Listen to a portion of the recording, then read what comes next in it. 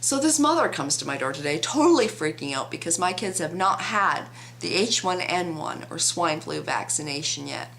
And you know, she's a supposed healthcare professional. She works in a nursing home, and I tried to explain to her that the risks far outweigh the benefits, but she just couldn't get that. And it really bothered me because so many people blindly inject their children with this vaccination without realizing what it is.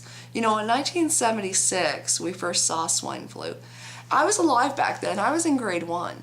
And I remember, like, more people died from the vaccination than they did from the flu. One of my best friends died from the vaccination. So that right there is a big frightening thing for me. And then, you know, we see it again and they're calling it a pandemic. And pandemic doesn't mean you're going to die. It doesn't mean it's the bubonic plague. It doesn't mean it's the black plague. All pandemic means is widespread.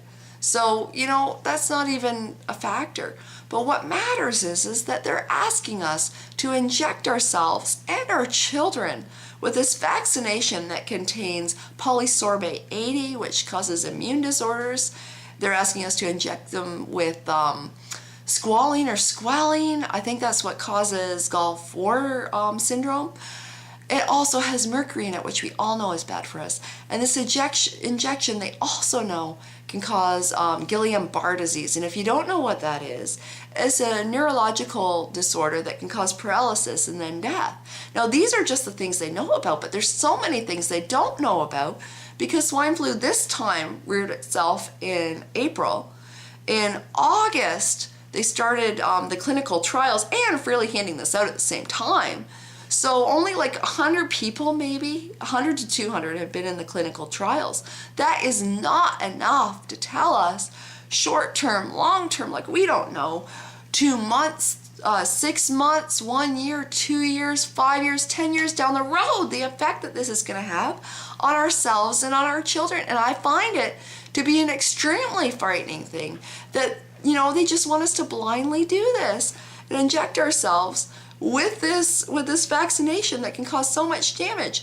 And the reason I believe, and this is a conspiracy theory, but the reason I believe they're pressing this vaccination is because did you know what this vaccination is because of the Canadians? Did you know? You know, so I'm kind of saying this about myself when I'm saying this. So, you know, but in 2001, Canada bought the right to license a pandemic vaccination, but they never had a reason to use it.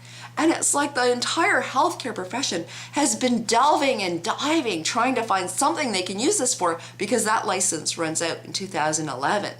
So now they finally found the thing that they can, you know, so they're trying it, but they haven't tested it properly. And normally, before a drug can be approved by the FDA, it has to go through like a decade of testing. But this hasn't done that. This has only been tested for like probably barely before they started using it. So probably like a couple weeks to a month because they've been giving it out for a while now.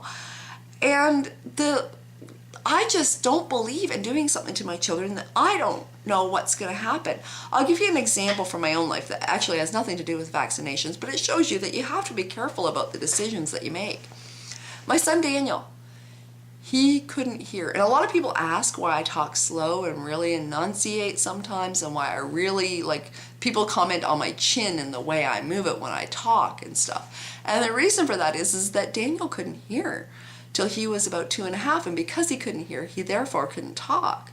And I couldn't find any doctor who would listen to me. And finally I found one who would, who did surgery, told me to be very careful at pronunciation, things like that, and that it would really, Daniel would pick up right away after the surgery. And guess what? He did. Good decision. Sarah, on the other hand, had a lazy eye, and her eye, they wanted to do surgery, but they couldn't promise me that her eye would not wind up over here or over here, and that she would not be permanently blind in this eye. And I said, you know what? Not doing it. They said, Tracy, you have to. Like, she's young. You got to do this while she's young. I said, you know what? No. If you can't make me any guarantees for my little girl with that eye, then I am going to wait until she is old enough to sit down with me and make an informed decision. You know what? Sarah's eye healed itself a couple of years ago. I guess good decision on my part.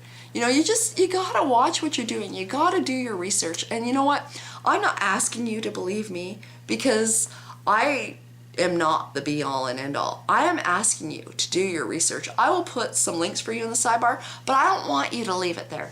I want you to go on Google. I want you to research this vaccination anywhere you can. I want you to make an informed decision before you inject this vaccination into yourself and into your children, because we do not know the long-term effects. And you know what could happen? What could happen is we could create a whole new mutant flu that is totally unresponsive to this vaccination. And we need to really watch what we're doing here. And I really hope that you will research this and that you will make it an informed decision for you and your family. Until next time, I'll talk to you later.